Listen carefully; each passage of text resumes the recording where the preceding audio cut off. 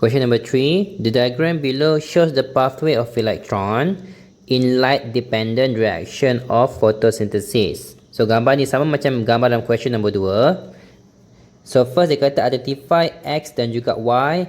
So, X dan juga Y, since mereka bukan PS2 ataupun bukan PS1 dan mereka dalam gambar ni ada tunjukkan bahawa ada loss of electron. So, X dengan Y merujuk kepada the reaction center chlorophyll. So, the reaction center chlorophyll for PS2 adalah P680, while for PS1, the reaction center chlorophyll adalah P700. So, itu jawapan dia for X and Y. B, where in the chloroplast does this reaction? So, jawapannya adalah on the thylakoid membrane. Tak kisahlah cyclic ke non-cyclic, asalkan dia light dependent reaction memang berlaku dekat thylakoid membrane sebab all this protein present on the thylakoid membrane ataupun thylakoid disc. Next, process P and Q is similar process that require different types of mobile electron carrier molecule. Identify the process and give one mobile carrier in each of the process. So, gambar-gambar ni kita nampak, this is process P, this is process Q. Okay, yang penting ingat, asalkan in between PS1 dengan PS2, proses yang dia katakan adalah merujuk kepada electron transport chain. And then after PS1 pun we have another electron transport chain. So, the only difference antara ETC yang berada in between PS2 dengan PS1 dan juga ETC yang berada selepas PS1 is apa yang ETC tu buat. Okay, so ETC yang pertama ini adalah untuk produce ATP.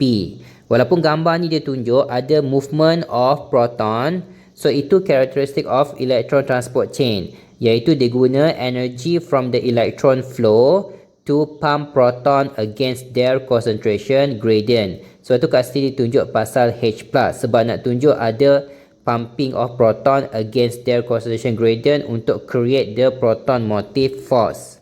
So, the proton motive force will be later used in chemiosmosis untuk produce ATP. So, very similar apa yang berlaku dalam proses cellular respiration, iaitu oxidative phosphorylation. Okay, cuma kamu tak perlu explain lah in detail. So, proses P kamu ingat saja dia ETC, so dia ada 3 komponen, iaitu PQ, cytochrome complex dan juga PC.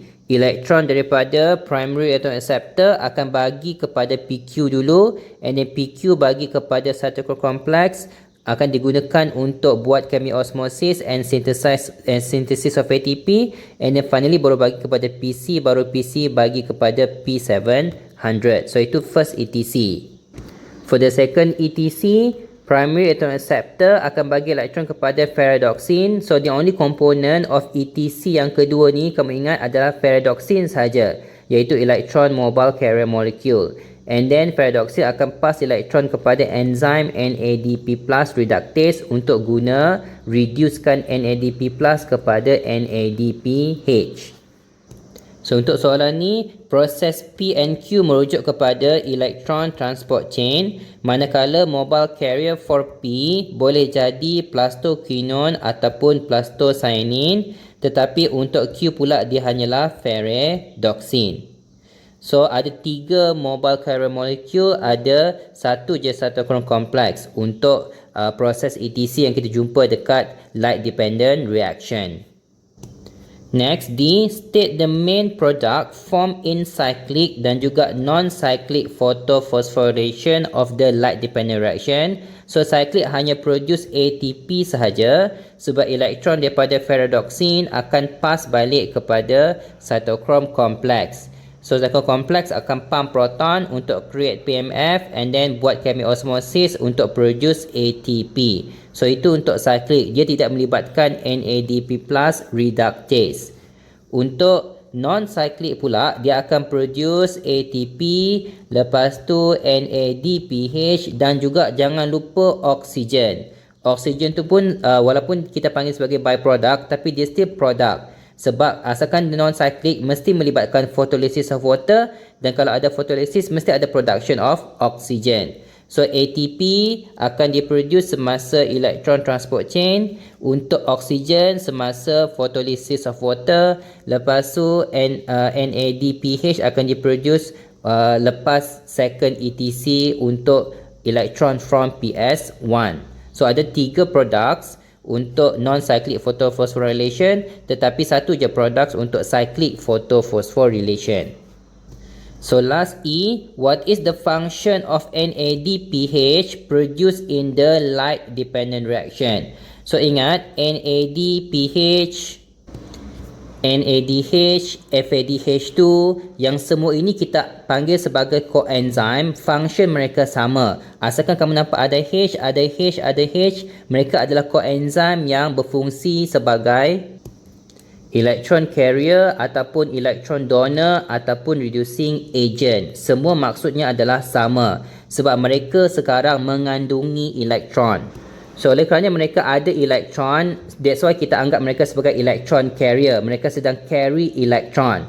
And then the electron yang mereka carry tersebut, yang mereka ada, mereka boleh donate kepada molekul lain. So at the same time mereka boleh bertindak sebagai electron donor. So once the electron tu donated, molekul lain akan become reduced. Sebab tu mereka boleh bertindak sebagai reducing agent. So semuanya mempunyai maksud yang sama. Okay. So asalkan NADPH, NADH, FADH2 semuanya bertindak sebagai electron carrier ataupun electron donor ataupun reducing agent. Untuk NAD+, NADP+, FAD pula, mereka adalah electron acceptor. Sebab mereka sekarang plus, maksudnya mereka kurang elektron. So mereka boleh accept electron from other molecule. Sebab tu mereka boleh bertindak sebagai electron acceptor. So once they accept electron, molekul lain akan become oxidized. Sebab tu juga function mereka sebagai oxidizing agent. So NADP+, NAD+, FAD, mereka ni pun kita consider sebagai coenzyme, which is one of the cofactor for enzyme function dalam chapter biocatalysis. So itu question number 3. Next, question number 4. Precise location for the light dependent reaction sama juga, iaitu thalocode membrane. And then label M dan juga N sama macam tadi, kita nampak M dan juga N mereka yang akan lost electron. So orang yang lost electron mesti merujuk kepada P680 ataupun P700. So M ada dekat photosystem 2, so M adalah P680, dekat PS1 pula N, so dia adalah P700.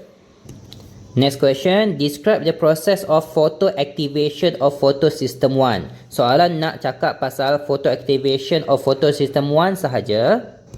So first bagi tahu accessory pigment akan absorb light ataupun light energy ataupun photons, and then transfer the energy between the molecule, iaitu merujuk kepada accessory pigment punya molecule ini, before finally transfer the energy kepada P700 ataupun N. Point yang kedua, electron from the P700 ataupun N akan become excited to higher energy state oleh kerana mereka sudah absorb energy tadi, causing the excited electron to be transferred ataupun captured by the primary electron acceptor. Satu lagi point yang kita berbagi adalah P700 become oxidized into P700+. So the whole process merujuk kepada photoactivation of photosystem 1. Next question, describe what happened to electron loss from M. Maksudnya elektron yang sudah lost during photoactivation of photosystem 2. So elektron tu sekarang berada dekat sini. So the end of photoactivation adalah apabila elektron tu sudah kena captured by the primary electron acceptor. So soalan ni tanya what happens to electron yang berada dekat primary electron acceptor ni. So awak kena sambung based on anak panah ni sampailah berhenti dekat N. So first kena cakap electron tu accepted ataupun captured by the primary electron acceptor, and then the electron from the primary electron acceptor will be passed to plastoquinone, and then cytochrome complex, and then to plastocyanin, and finally to N ataupun P700+. So itu sahaja, sebab soalan just kata what happens to the electron. So tak perlu bagi tahu dekat cytochrome complex ni akan ada synthesis of ATP. Tak payah sebab soalan tak tanya. Dia nak apa yang berlaku kepada electron sahaja. Last question E, name and describe process A. So A merujuk kepada, kat sini kita nampak elektron yang keluar daripada proses A akan kena transfer kepada M. So obviously ini merujuk kepada photolysis of water. And then dia kata describe, so describe the Z protein enzyme akan split water untuk form oxygen and H+, dan juga electron. So the electron will be transferred to M atau P680+, and then P680+ will be reduced into P680. So ini adalah cerita yang complete untuk photolysis of water. Next, question number 5. Figure 5 shows the type of light dependent reaction. So based on gambar ni kita tahu ini merujuk kepada cyclic flow of the cyclic photophosphorylation, which is also part of the light dependent reaction. So question 1A, name the reaction seen in figure 4. So jawapannya adalah cyclic photophosphorylation. Jangan lupa perkataan foto kat depan ni. Tak boleh simply jawab cyclic phosphorylation. Mesti cyclic photophosphorylation. So dia kata name saja, so tak perlu explain lah. So just cakap nama dia, iaitu cyclic photophosphorylation. So the reason for that is because it involves cyclic flow of electron. Itu je reason kenapa kita panggil dia cyclic photophosphorylation. Sebab dia melibatkan cyclic flow of electron. Electron flow dalam bentuk cycle. Maksudnya start daripada chlorophyll A, keluar and then patah balik back to chlorophyll A. So kat mana dia start, kat situ dia end. Sebab tu dia cyclic. Next question, describe the flow. Yang cyclic tadi, kita describe saja apa yang kita nampak. Iaitu, electron from chlorophyll is accepted by the primary electron acceptor. Boleh juga cakap, electron from P700 accepted ataupun captured by the primary electron acceptor and then pass to ferredoxin ataupun FD to the cytochrome complex and then to plastocyanin, finally to the chlorophyll A ataupun P700. So starting from P700, hujung pun P700, sebab tu kita panggil dia cyclic flow. Next, based on your answer in A, state two function of the chlorophyll in this reaction. So dia merujuk kepada chlorophyll ni lah, iaitu the P700. So in this case kita nampak P700 yang akan release electron, iaitu electron donor. At the same time, dia pun yang akan accept the electron yang dia release tadi. So dia will become the final electron acceptor juga. So P700 dalam cyclic flow will act as electron donor dan juga the final electron acceptor. Tapi kalau soalan tanya pasal non-cyclic, electron donor dia adalah water and then the final electron acceptor adalah NADP+. So itu kalau melibatkan non-cyclic photophosphorylation in terms of siapa electron donor, siapa the final electron acceptor. Next, suggest one importance for the cyclic flow of electron in photosynthesis. Jawapannya adalah untuk produce more ATP compared to NADPH. So ingat, masa cyclic cuma ada production of ATP saja, tetapi semasa non-cyclic ada ATP dan NADPH. So in total, generally semasa light dependent reaction akan ada more ATP produced compared to NADPH. So kenapa pentingnya kita produce more ATP dengan compared to NADPH? Kena ingat balik, untuk proses Kelvin cycle memang kita perlukan lebih banyak ATP compared to NADPH. So itu dia punya importance dia. Kenapa perlu adanya cyclic dan juga non-cyclic. Okay, semasa Kelvin cycle we will need more ATP compared to NADPH to produce glucose molecule. Iaitu for each glucose yang produce during Kelvin cycle ataupun light independent reaction, kita perlukan 18 ATP tetapi only 12 NADPH. Okay, yang ini untuk per glucose molecule. Last question E, suggest one similarity in the reaction in figure 4 with the non-cyclic photophosphorylation. Dia nak similarity saja antara cyclic dengan non-cyclic photophosphorylation.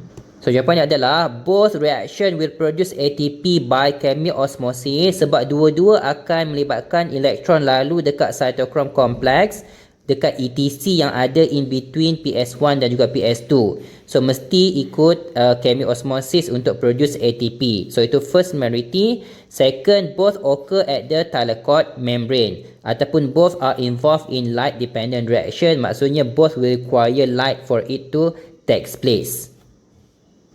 Dalam kata lain, both will involve photoactivation. Sebab tu kita require light dalam light dependent reaction, iaitu untuk photoactivation. So both photoactivation akan berlaku dekat cyclic dan juga non-cyclic flow of photophosphorylation.